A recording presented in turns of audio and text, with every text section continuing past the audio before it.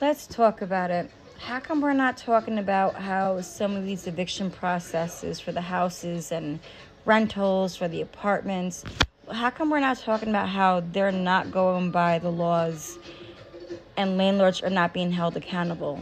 So here in New York State, they have a warranty of habitability, and I had all my evidence and proof, right? I've put all my money, my retirement fund, into this house that I'm in right now. And because the landlord started Morph Mexico and is the head person in charge of it, she got to use her being a missionary as an excuse, her attorney. And then 2 years in a row, she struggled to pay her property tax. So last year, I paid it. This was after a month of my daughter being in, recovering from her surgery from the VNS therapy. And then here's the judge, not even being a real judge, taking sides. She already had it in her mind who she was going to pick. So here's the judge saying, well, why were you still staying there? Because I had no place else to go. Amy knew, the landlord knew and targeted me. We were friends for 34 years. And she used me. When we moved into this place, it was not clean. Now, why did I not sit here and see the place? Simple. I was working a lot. I'm a single mom. So I didn't think the landlord would do that to me. And I wish I would have taken pictures of what the house looked like.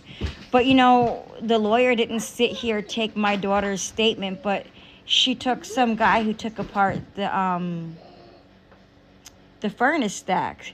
So when you have people doing that and a judge not following the warranty of habitability, like, how is that even legal?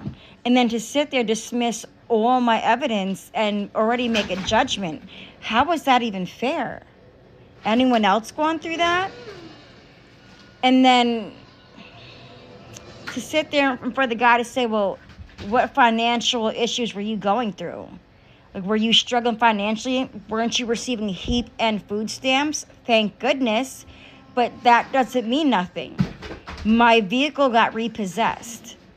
So the money that the landlord's claiming was the stuff that I fixed in the house, the yard, everything, the garbage. She even ignored the bill that I paid for the dumpster, the 15-foot roll-off dumpster.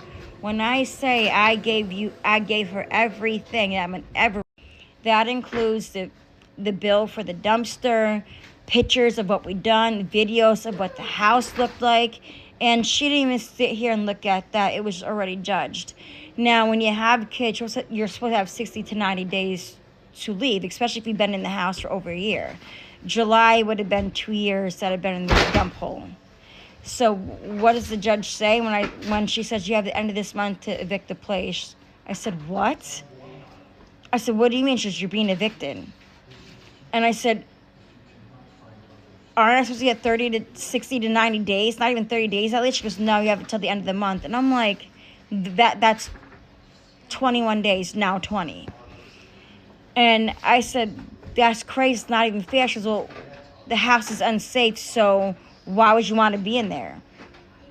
Okay, first off, you should at least give me 60 to 90 days, and I'm not using the furnace right now because it's not even that cold. Like, it should be fixed, but better than what it is. But how is this even legal? And then I'm told this happens a lot, and it's happened to a lot of people. So in New York State, where you got the warranty of habitability, then why isn't that being followed? Then for legal aid to sit here and purposely mess up my case and not put no effort in. Now, I'm not a lawyer. I'm not going to pretend to be. So why is it they had January to help out and prepare for everything? January this year. Then, February, nothing. I went to three different females, and nobody gave me no type of legal advice. So now here I am having to leave in 20 days. Oh, yeah, and on top of it, I got to come up with money to fix my transmission so I could drive to West Virginia, so I could stay with my mom. So she's helping us out. That would be like after May 1st.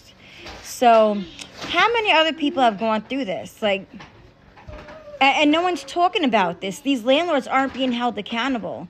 So a person is ripping people off, and because Amy Finch claimed she's a missionary, and that makes it okay. Like, how are you sitting there doing that? And how many people have used God and quoted the Bible verses to break laws and to force people into horrible living conditions? And not even just people that believe in God, fake claiming God.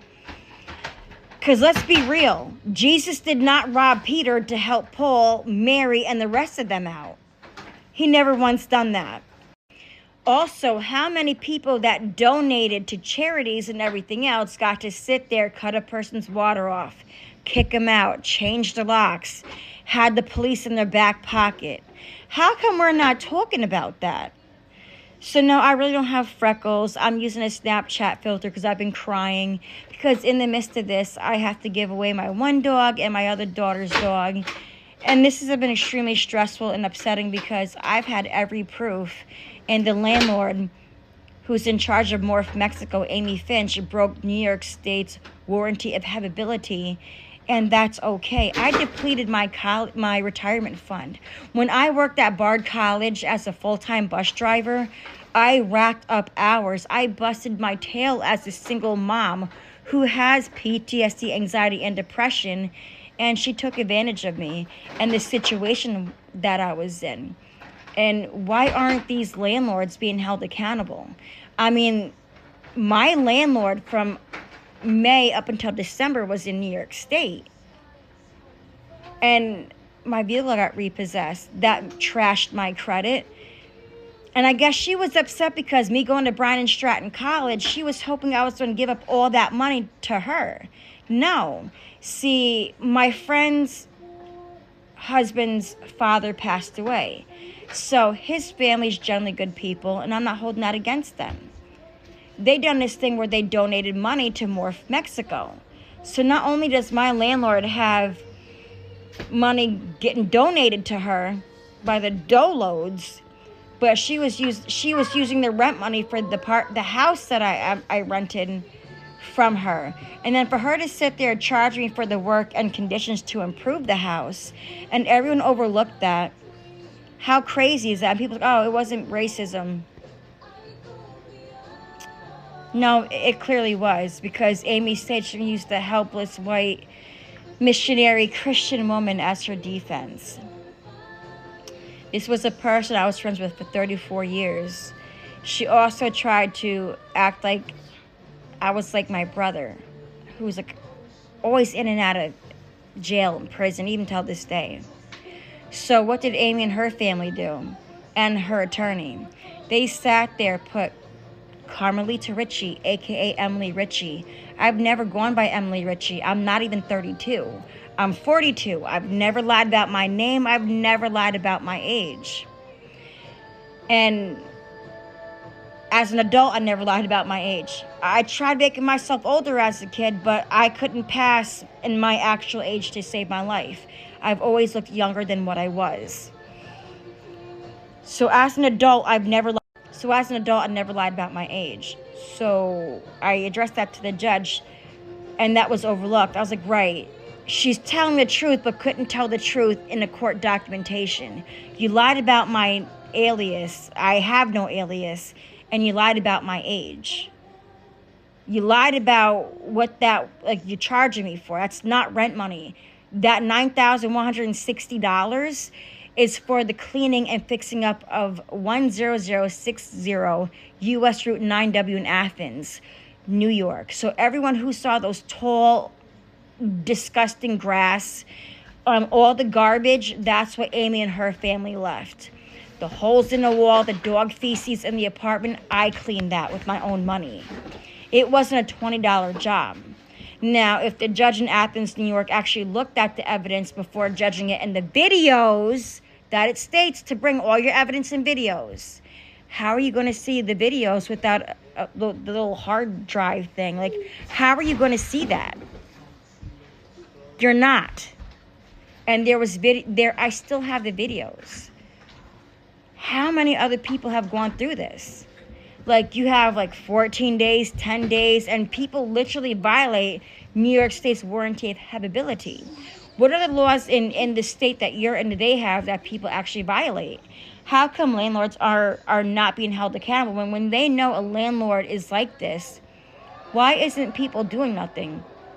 But here we had a No Kings protest in Athens, New York. That's not a king move? Really? That's not a king move? That sounds like a lot was violated today. So, drop it. Maybe send this to a person that's gone through something like this or worse. And we should bring attention because, news stations never talk about it. So many people got kicked out of their homes, and especially with kids, even elderly people. And this is it. This is truly it. So, comment, share,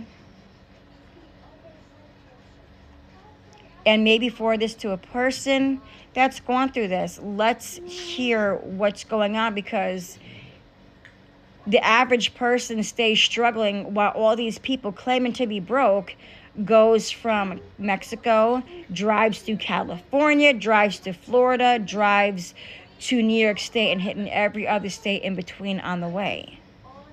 You're broke, but honey, hello, California's not cheap. If you're comparing states, New York State is the Dollar General compared to California. My mom lived there and my older sister lives there.